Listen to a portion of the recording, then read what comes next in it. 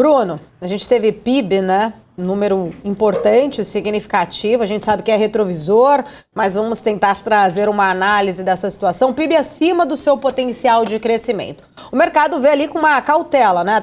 Até porque a gente sabe que isso gera inflação, desvaloriza a moeda, juros mais altos, dívida maior. Isso que com certeza, né, deve ser então corrigido pela política monetária. Porém, do outro lado, o governo afirma que os resultados do PIB mostram que a política econômica adotada está no caminho certo, inclusive com esse estímulo ali ao consumo muito impulsionando, né, esse crescimento. Quem está certo, o mercado ou o governo?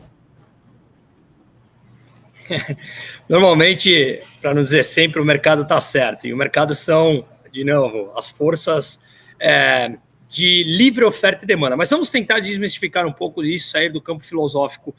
É inegável que os números foram positivos e que os números vieram acima até do que se previa há pouco tempo atrás. Mas vamos entender de onde vêm esses números, tá? Basicamente é o seguinte, vou tentar ser o mais simples possível. O PIB, ele é composto por gastos governamentais, mais gastos privados das famílias, mais investimentos, mais a diferença entre exportação e importação. Essa é a somatória do resultado do PIB, Produto Interno Bruto, a somatória de tudo que o Brasil produz. Você tem o PIB sob o ponto de vista, sob a ótica da oferta e sob a ótica da demanda. A ótica da oferta nada mais é do que serviços, o agronegócio e a indústria. E da demanda, o restante do que eu falei, consumo das famílias, os gastos governamentais e investimentos. Pois bem, quando a gente olha o crescimento do PIB nos 2 trimestres anteriores, 80%, e agora é parecido, veio o crescimento por conta de consumo.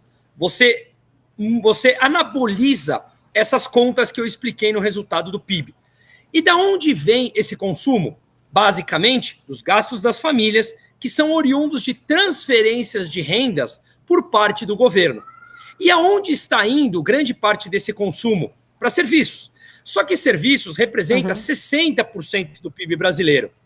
Já a indústria representa por volta de 19%, 20%. Então, se o consumo está indo para serviços, isso é um dado divulgado dentro do PIB, e ele representa 60% do PIB, grande parte do que puxou esse resultado foi gastos governamentais, transferindo renda para as famílias com precatórios, com bolsas, com desenrola, com uma série de formas de injetar dinheiro na economia, estimulando o consumo de curto prazo.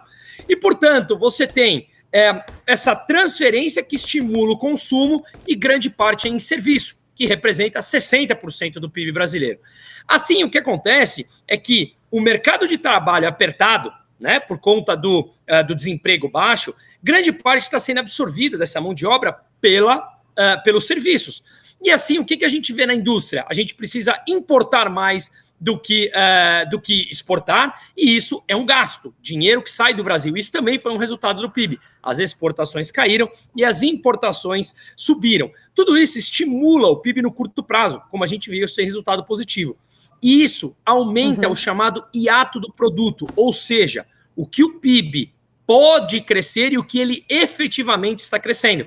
É a mesma coisa que você tentar produzir muita coisa na sala pequenininha da tua casa. A capacidade produtiva não segue esse mesmo crescimento.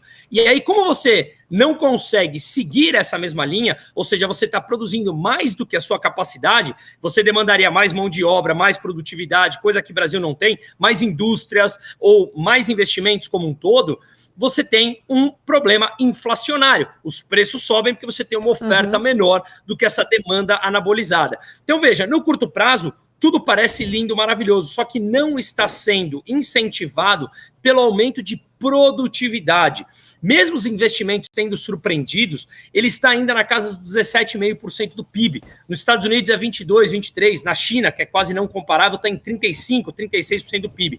Então, os nossos investimentos estão bastante baixos ainda em comparação a países importantes. E, inclusive, o nosso nível de poupança, também mostrado no dado de ontem, caiu frente ao PIB. Então, de novo, anabolizamos no curto prazo. O número é bonito para aparecer em notícias, mas a preocupação no médio e no longo prazo ela é imensa. Tanto é que a previsão para o ano que vem já é de diminuição.